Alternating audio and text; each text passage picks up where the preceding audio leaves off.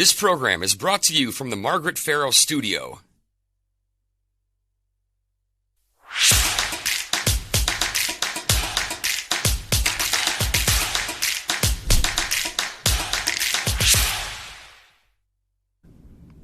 Hello and welcome to Newsmakers. I'm your host, Lisa Pugh. Representative Robin Vos of Racine County was elected to the legislature in 2004. He is currently the longest serving Assembly Speaker in Wisconsin history. He's led a large and diverse Republican caucus, advancing significant policy reforms along the way. In the past year, he's faced some criticism about handling of the 2020 election. He joins us today to talk about all of these things. Thanks for checking in with us, Speaker Vos. I love Wisconsin. Thanks for having me, Lisa. Okay, so longest serving speaker in Wisconsin history. I think, it's going on 9 years? Yeah, it feels like longer. So is that something you envisioned for your career and the tenure that you've had in this role? No, it's interesting. I got elected in 2004, and I've kind of been through every possible combination of the legislature, where we were in the minority, the majority, split houses with a governor of each party. So I now appreciate the fact that when the founders brought together our democracy, they wanted the people's legislature, the Congress, or the legislature in each state to be the strongest part of our government. And I think, unfortunately, over time, we have seen more and more power cede away to the executive because it's a world where we want quick, easy answers, and that's usually what an executive can provide. They look in the mirror, they decide what they want to do, and they are able to execute it. So I love the challenge of being in the legislature. I love the ability to build consensus, argue with people, stand up for what you believe in. I think this will probably be the last elected job that I ever have. I had no desire to run for Congress or run for governor. We're not going to see you on the ticket for governor? No, I don't think that's ever going to happen. I love the job that I have, and I hope that I get a governor that I get to work with. That's the most important part of the job, is finding a way to generate consensus. And I think that's what I like to do in the Capitol, and it's why I love being Speaker. But I can certainly see why most people have a shorter tenure. I used to be head of the National Speakers Foundation, and one of the studies that they had done was that the job of Speaker in a state is usually the biggest dead-end job that you can be in politics. High burnout rate. High burnout rate. Partly because... What's your secret? Well, I just keep on going. But partly it is because if you see something good happening, you usually want to give credit to your members. You want to make sure that everybody has lots of it. And if there are bad things happening, you want to shield your members. So somebody said to me, I think it was Speaker Ryan, who said the job of Speaker is really to be the heat shield for the caucus, where you take a lot of the bad things so that other members aren't forced to do that. And that's part of why the job, I think, is usually shorter lived than longer lived. You have to have a really thick skin. Yeah, that's what they say. Yeah. Or believe a lot in what you do. So, nobody likes to be criticized. I mean, I certainly think that, the legislature has done a very good job over the course of the past, I would say 30 years, but especially the past decade of leading and working with Governor Walker when we had the chance, and stymieing Governor Evers when he had his liberal wish list that we didn't want to follow. But really, we just have been blessed to work with a lot of really good, smart people, mostly from both parties, but obviously I work mostly with the Republicans to get a lot of good stuff done. Speaking of consensus, you have, a 61-38 majority in the legislature currently. Yep. I'm guessing you would like to grow that a little bit. I think we will. Okay, so how does having such a large majority impact your ability to move the Republican agenda forward? Is that difficult? Not necessarily, because most people, obviously, running on a ticket, you have a general set of philosophies that you believe in. It's interesting because some of my critics have said that you're around for so long that you end up just kind of pushing everybody around, and in fact it's the exact opposite. If you meet anybody in our caucus of the 61 people, nobody's getting pushed around by anybody else. In the entire time that I've been Speaker, I've never told anybody how to vote. I've really never even asked, because for the most part we make a cause in caucus, we argue our points, and usually people get to the end mostly in the same place. So I think that's just the power of how the system works, where we argue, we debate. I think the smartest arguments usually rise to the top, and then we rally around those. So even though it's a pretty diverse caucus, you're able to find what that common ground is. Yeah, I agree with you. I think there's a lot of diversity of opinion, but again, when you're exposed to the same set of facts, I think that most people accept those. The beauty of the system that our founders designed was that in the room of 61 and of the chamber of 99, there are experts on everything. Now, unfortunately, everybody thinks they're an expert on everything, but there really are people who are incredibly bright in every topic that affects our state. And usually people tend to listen to people who have the experience or the ability to articulate their point because of the research that they've done or the committee that they serve on. So I think the process works pretty well. You just wrapped up the 2022 legislative session in March. What do you consider to be the biggest wins of this session? Well, it's hard because, the biggest win, number one, was making sure that we did not expand the scope and size of government as Governor Evers would have pushed for. So that's a huge win.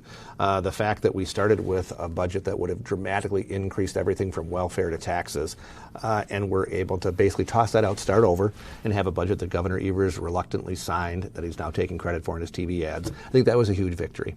The fact that a lot of the people on our side of the political spectrum said we want you to push and continue to advocate for things that we believe in, conservative ideas to reform Wisconsin. We did that.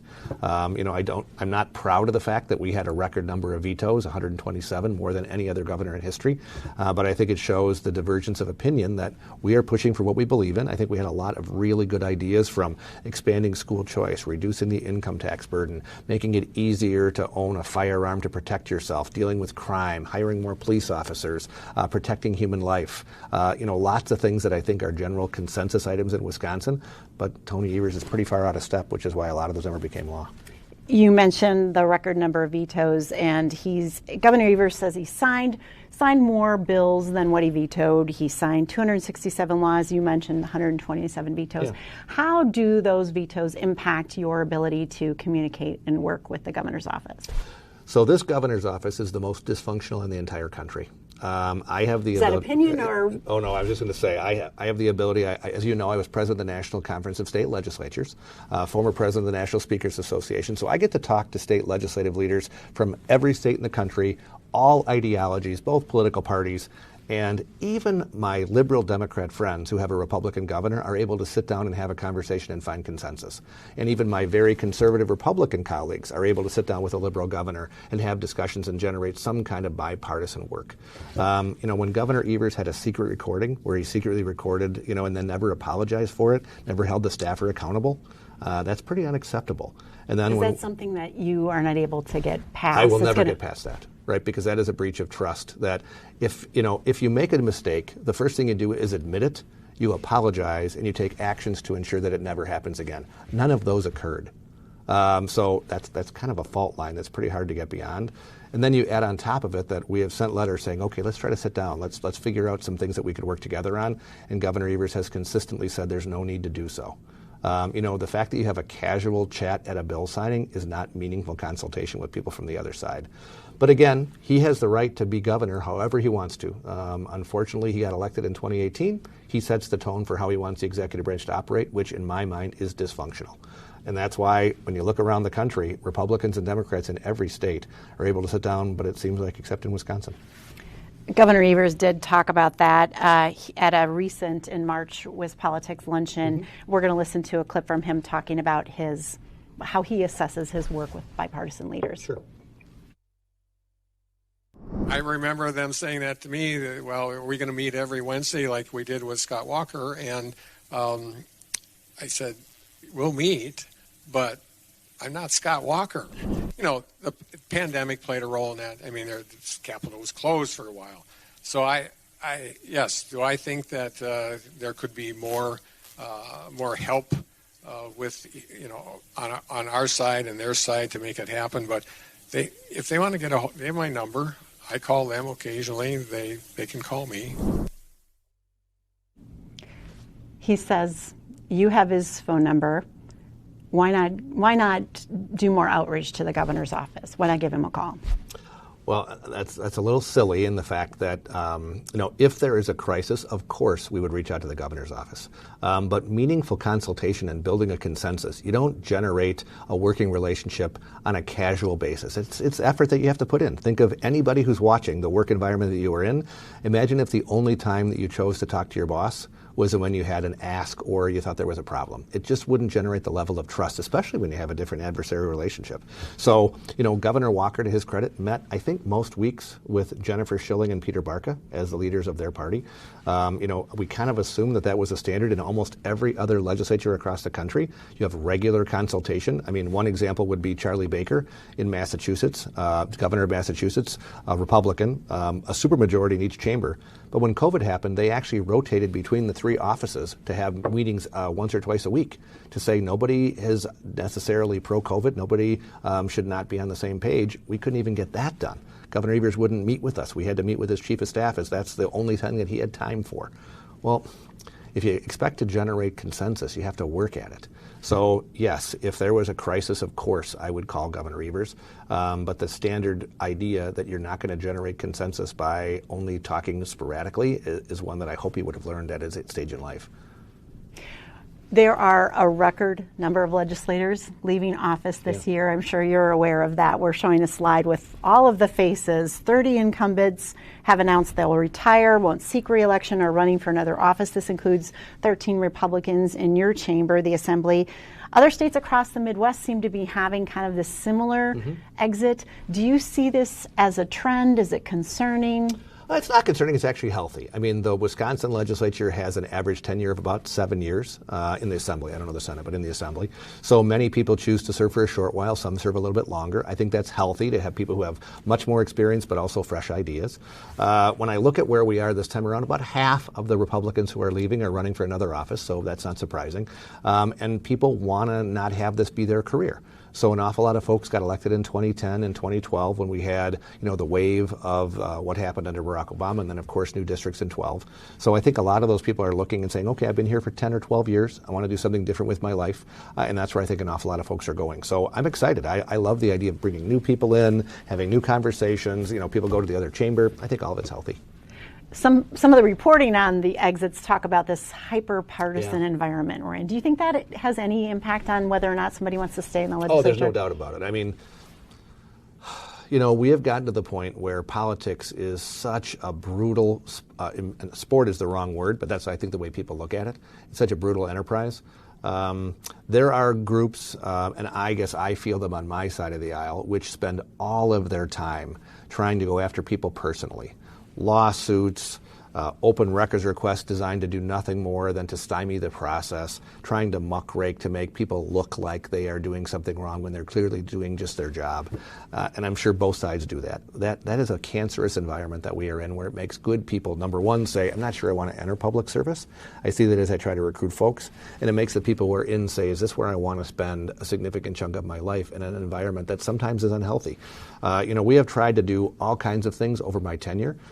We generated the first of its kind in the country memorandum of understanding to try to limit debate and make it more focused and make it less personal. I think it was successful for a while, but then the leaders changed and the style became even more combative. And I think that's part of the challenge that we have, that, instead of having an argument about what is the beliefs, it's almost always focused on why the other side is evil as opposed to why the policy might be misguided. So I think it's challenging, but I'm optimistic. We've gone through these times before where there have been hyper-partisan times, and people get through it. They figure a way to generate consensus. Do you try to coach new members on how to do less of that? We do some of that. We have pretty extensive training on our side of the aisle. There is bipartisan training that occurs from the Legislative Council. We have brought in NCSL, the National Conference of State Legislatures. They do training. So we have tried to do that, but I really believe that the people who run for office in many ways are a reflection of society. I think it was significantly healthier when you did not have Facebook, where you could have an instant opinion on everything and put it out there for people, which might be caustic to people who don't agree with you. I think that's part of the challenge that we have, that people have the ability to be less genuine in their comments because they make things as if they know you, but they only know you from Facebook. So I think that's part of the challenge that we have. So one of the goals that I have is to at least have a discussion. There's an organization called the National Institute for Civil Discourse. They're out of Ohio State University. I've worked with them through NCSL. So I would like to at least have a discussion to see if there are things that we can do which would help to foster better relations. Like I say, I feel like we had that in the past, and it's grown less so with some of the new members on the other side of the aisle who are much more caustic. But we got to figure a way to get beyond that. So that's a goal for next goal. Year? Yep. Mm-hmm. Yep. How do you go about recruiting new members to the legislature if you have some of these seats that are going to be open? Is there certain ways that you try to persuade somebody to run for office? I really don't persuade. I mean, the funny thing that works is usually we'll talk to the retiring member and say, give us a list of 10 people that if you thought they would be a good member, whether they've ever expressed an interest, we'd love to approach them. So that's a lot of the way that we find good people is literally just by recommendations. But this time around, I think there is such an intensity on our side of the aisle. It feels a lot like 2010 or 1994, where I'm pretty sure it's going to be a red wave. There are people who are stepping forward much more than normal. People in every part of the state, every walk of life, who, even though the world they worry about entering into is kind of caustic, they also know something's wrong. I mean, we're paying too much for gas. We can't find baby formula. I mean, you name the topic, something is wrong in our country. And then you add on top of it some of the moral values that we are seeing just so clearly on the decline, where we are seeing things taught in school that are beyond the pale for what most parents want, and then the parents who rise up and say something are called domestic terrorists. I mean, there's just a level of animosity that shouldn't be there, so I think a lot of people want to rise up and come above That's it. what's motivating people. I think so, yeah. I'm going to ask you something you probably never get asked about. Okay. The 2020 elections investigation. Yeah. So you've said in the past that you believe it's important to seriously consider Wisconsinites' distrust in the election process, that's important. We're showing some data from the Marquette Law School poll that kind of tracks how people feel about this. In Wisconsin, about 2/3 of Republicans expressed little or no confidence in the 2020 election results. Voters were asked about that again in the spring election, which is different, but Republican confidence was greater. They were 76% said that they were confident in those spring election results. All registered voters, 84% said that they are somewhat or very confident in the accuracy of that April result. You've gotten pushback from both sides about the 2020 election process. Some say you're doing too much, some you're not doing enough. Trust me, I get them all, That's right. You get it from both sides. What questions do you think are still left unanswered about the 2020 election? So I think I try to divide the election into really two parts. Three parts really. What happens before a ballot goes in the machine, what happens before the results are certified, and then what happens after people begin to serve, okay? The first section, I have been as clear as I possibly can be, that once somebody is sworn into office, you cannot go back and redo the election. You just can't. Some people are unhappy with that answer. Trust me, I know. But I would say if there is an overwhelming amount of fraud that is proven in a court of law, not just suspicion, not just something that we think happened, but that we are able to prove. That's the only time that you can go back and do something like that. In my mind, we know, that this portion in the middle, I do not believe that the machines changed ballots, right? I do not believe that those things are real, but I do believe what occurred before the election is a serious problem that we've got to focus on, and that's where Justice Gableman has been putting most of his effort. It has been, is it right for a billionaire to come in and sign a contract mandating that a municipality conduct an election in a certain way? Is it permissible, in my mind, to have things where you have unsecured drop boxes all over the municipality where we have no idea what's happening? Ballot harvesting is a real problem. It's illegal, but we don't have a way to necessarily enforce that. We know that we had indefinitely confined to nursing homes where we saw people who fraudulently filled those out. We now know we had people filling out ballots in nursing homes. How widespread that is, we'll never really know. But the challenge is there are real problems that undermine our election. And you think there are still questions then? Oh, I talk to people, as I say, I'm going door to door now, and I would say by far the largest issue that people bring up to me is inflation, food costs, the cost of living, all the economy and those things. But a subset of that is people who are worried about whatever happens in November not being trustworthy. And that's the biggest thing that I wish the Democrats would have been able to understand about Justice Gableman's investigation is we need to make sure that even if it's only half the population, that the half who questions what happened in 2020 go into 2022 and 2024 with a belief that we have either fixed what the problems were or that we have confidence in the final results. And I think what the Democrats have done, which is to really stymie the investigation, file lawsuits, attempt to say we can't issue subpoenas, all the lawsuits we're involved in, really makes those on this half of the spectrum question the results even harder than they did before. So I really feel like there was a way for us to generate consensus. We tried to reach out to the Democrats. They wouldn't do that because it serves their own political interest, and I think that's kind of sad. Can we restore trust in the election process? I think we will. I mean, we passed 14 different pieces of legislation, 3 constitutional amendments.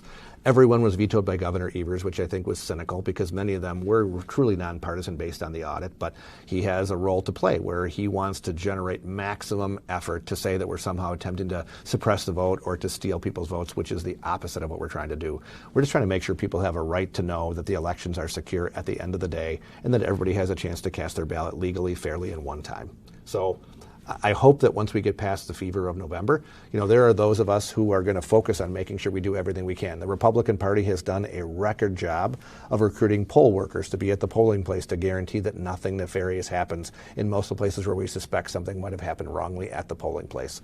We also need to do a better job of reaching out and ensuring that people follow the law. You're not allowed to ballot harvest. That's illegal. It's a crime. You're not allowed to do some of the things which have been standard practice on the other side of the aisle. We got to make sure we hold people accountable for not breaking the law as well. More work to do. Yeah. In the past 2 years, there's been a series of protests related to the relationship between law enforcement and communities, particularly communities of color. We've also seen an interest in crime, which I know in your home community, I think you had written that it's homicides have doubled in Racine since 2022. You initiated the Speaker's Task Force on Racial Disparities, some good work happening there. What do you think, what more needs to be done to kind of both restore that relationship between law enforcement and communities of color and address rising crime? So I think we did a really good job, led by Majority Leader Steineke, to try to find that consensus. I mean, he and Representative Stubbs, the co-chairs, I think did an excellent job of finding consensus on certain things. We've increased training. We have a grant program for body cameras. We are making sure that if people do something wrong, they're held accountable. But I also want to make sure that we thank people who are in the police department and do work inside that area of our government, because we see there's a record number of people who aren't applying for jobs. It's a really difficult role to be a police officer today, because there's a lot of snap judgment based on a 10-second video that somebody might have clipped that instantly becomes a nationwide sensation. So, I think we should have done more to stand behind the police. I mean, if you remember, we passed legislation to give recruitment bonuses to hire more people to work there. We put more money into ensuring that we would lock up people who are repeat offenders, who would commit regular random crimes. And then Governor Evers vetoed those. So I just feel like on some of the consensus items where most people feel that rising crime is a problem, except I guess if you're Governor Evers, you don't. Well, I think that really sends a bad message to people who want to be in law enforcement, that the folks who are either in the prosecutor's office or in general government, like under the attorney general, under the governor, that they don't stand behind our men in blue, men and women in blue. And that's just wrong. So I think that's part of our challenge that we have, to say, if you commit a crime, you should go to jail. And on your way out, we should make sure that you have the ability to rehabilitate, get your life back on track once you've paid your price of, once you've made your time. Governor Evers has put in some of that federal ARPA money into law enforcement initiatives. Is that not enough? Not really into law enforcement. It's a lot of things that are kind of keeping people hopefully out of the criminal justice system, which I give credit. I mean, we will certainly want to help people avoid making a bad mistake or doing restorative justice. I agree with many of those ideas, but that is not the same as helping to make sure that people who commit a crime are behind bars quickly, and that we do a better job of investigating the crimes that are happening. Record homicides, when the mayor of Milwaukee, from what I read in the newspaper, I have not had a chance to speak with him about it yet, but the ideas seem kind of small ball when you need to really be focused on locking people up who are repeat offenders and getting them into prison quicker. We don't seem to focus on that as a priority. Low bail. We saw what happened in Waukesha, where the governor really has basically said very little about that until there was a huge public outcry. I mean, it just seems like oftentimes it's a day late and a dollar short, and that's not good enough. Clearly, crime will be on voters' minds in fall. What are the other top 3 issues other than crime you think voters are going to? I think crime is right at the top. I think food prices and, the rising cost of everything in our society, food shortages. I mean, you walk into a grocery store and sometimes it feels like a movie from the 1980s showing the Soviet Union, where you don't have all the items that you want, that you live in the most prosperous country in the world and you can't get the basic items because we've made some bad decisions. I would say the governor's fault? It's partly, but not entirely. It's the philosophy that he believes in. I think we made a decision to give people free money. Remember the bonus unemployment for not working. That stayed on a lot longer than it should have.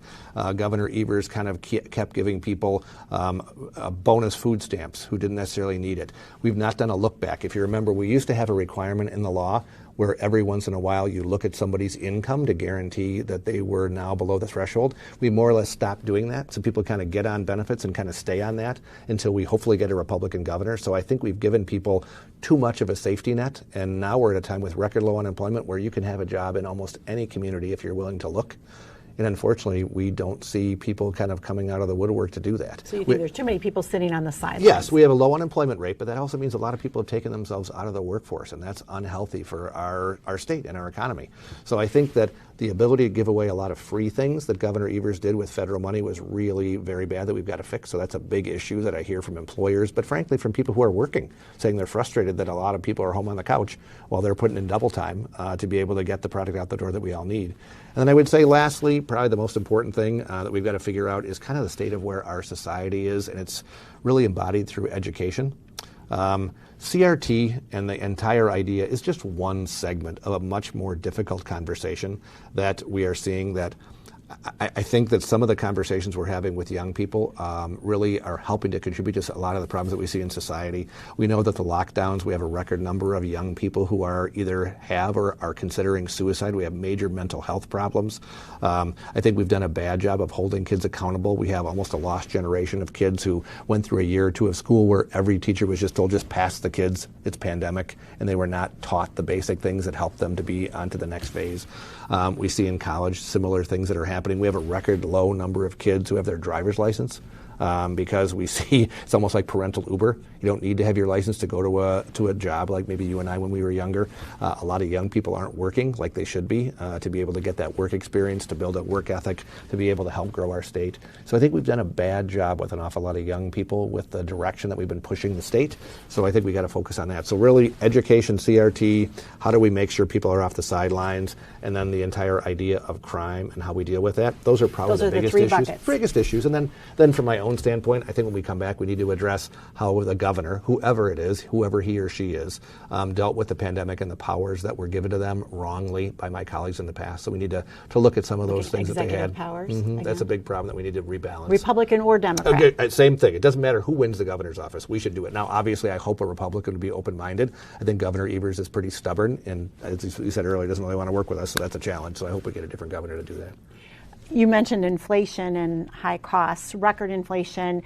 Is it time to look at local levy limits, relieve some of that pressure on local communities? We're going to have to figure out how they help to pay for their costs. Now, I don't know what the right answer is. I mean, some have talked about shifting a portion of the state sales tax, so the tax burden would remain the same, but maybe we redistribute it. Others have talked about doing a one-time levy limit exemption or allowing some certain things to be combined in a way that would hopefully generate savings. All of those ideas should be at least discussed. I am very leery at a time with high inflation where most people's wages are not keeping up with the cost of living to just say, well, we're just going to raise your taxes and you'll just have to figure out how to deal with it. That's probably not a good thing for us to do. But I think your point is valid. When you have rising costs of everything from electricity to insurance benefits to just wages to pay to somebody who works collecting our garbage or protecting us on the street as a police officer, they have to have a wage increase that is probably beyond where we have been in the past simply because of inflation.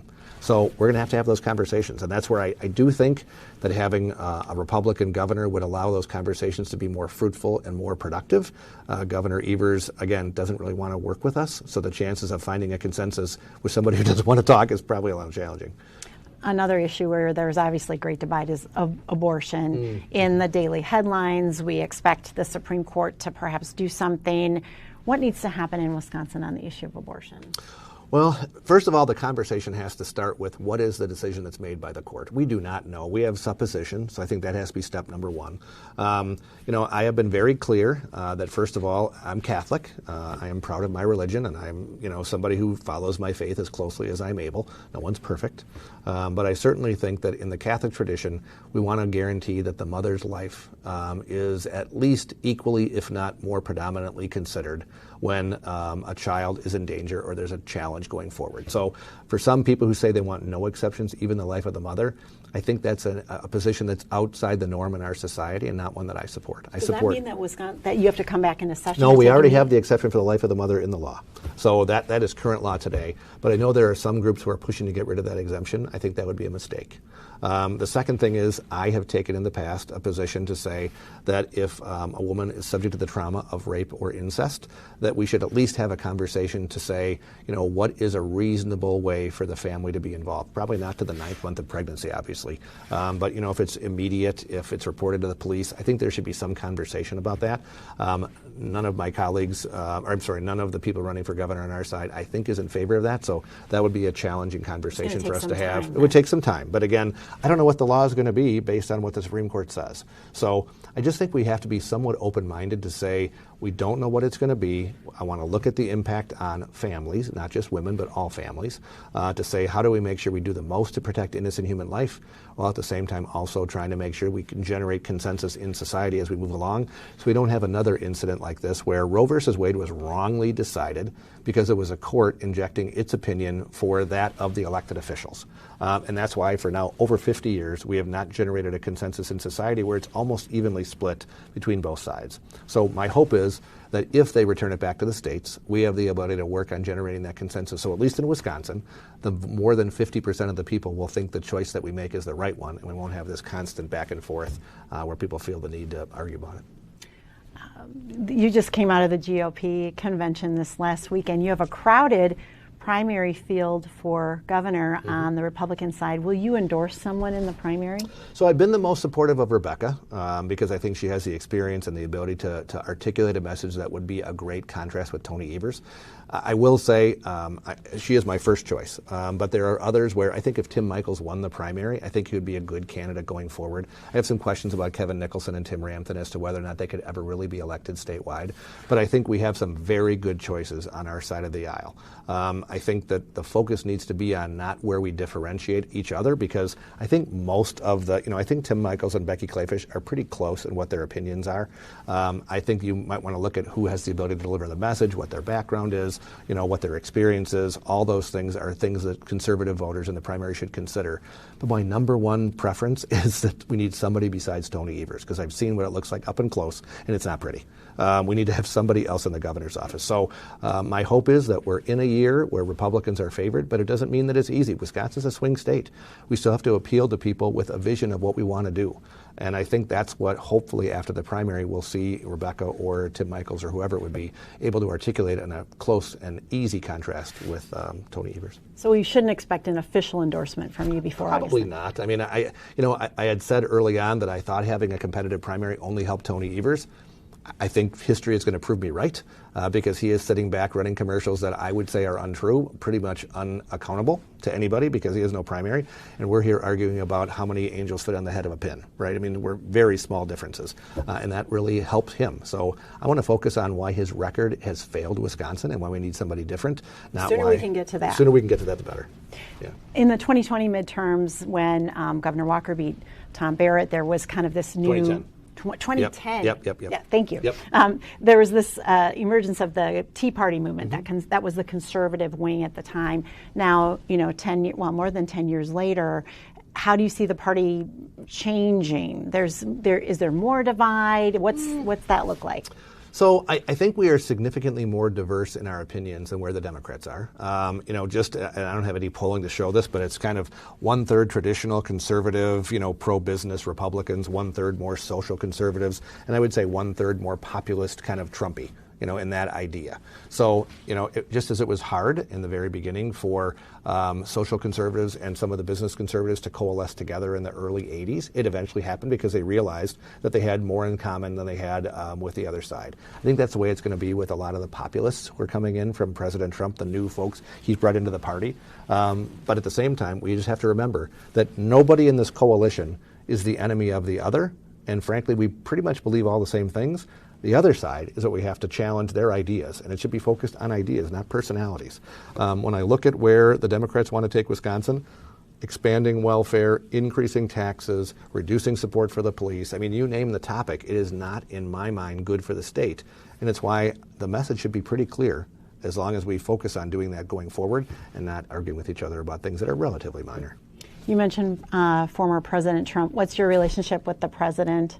It's good. I mean, I talk to him on a fairly regular basis. I probably haven't talked to him in a couple weeks. But, it's certainly good. I probably talked to him dozens of times. I don't want to exaggerate, but I'm certainly dozens of times. I think that overwhelmingly he has been good for the party, bringing in new people who perhaps didn't know they were Republican. I was on a conversation this morning with somebody who runs a lot of crews that, build houses, work with their hands, everybody from the mason to the guy who puts the roof on. And most of them are rabidly Republican now, because they, number one, see what's happening under President Biden. But they were also kind of given permission by Donald Trump to say, you know what, we want people like that to be in our caucus, in our party, in our movement. And I think that's good for the party. We have got a lot more people who are coming in than those who are leaving, and I think that's healthy. You've got a busy summer ahead of you, and busy next year. You're from Wisconsin, native Wisconsinite. How do you relax? What's your favorite place to go in the summer in Wisconsin? Oh, that's a good question. Well, there's a lot. Obviously, just like the easy ones, we love Door County. I live right by Lake Geneva, so my wife and I try to go there at least a couple times a summer. So I think we are blessed that we have so much to offer. But frankly, Lisa, during the summer, I am going to get to see the hills and valleys and streets of Racine County, because I get to go door to door, so I'll come back with a tan. I will have an opportunity to hopefully lose a little bit of weight, but that's what we spend a lot of our time doing. Is I usually go door to door somewhere between 3 and 4 days a week. So I try to put in 20 to 30 hours just listening to people, hearing what they want to talk about. So that is what I get to do this summer to relax, and hopefully a lot of my other candidates will do that too.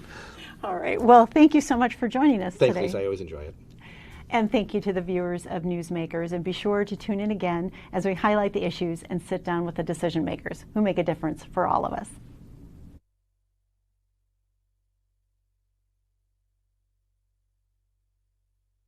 This program was brought to you from the Margaret Farrow Studio.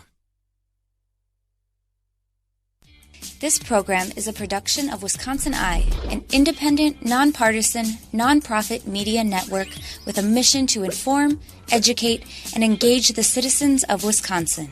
Wisconsin Eye is the nation's first and only independently funded state civic broadcast network, providing gavel-to-gavel access to government proceedings and events at the state capitol.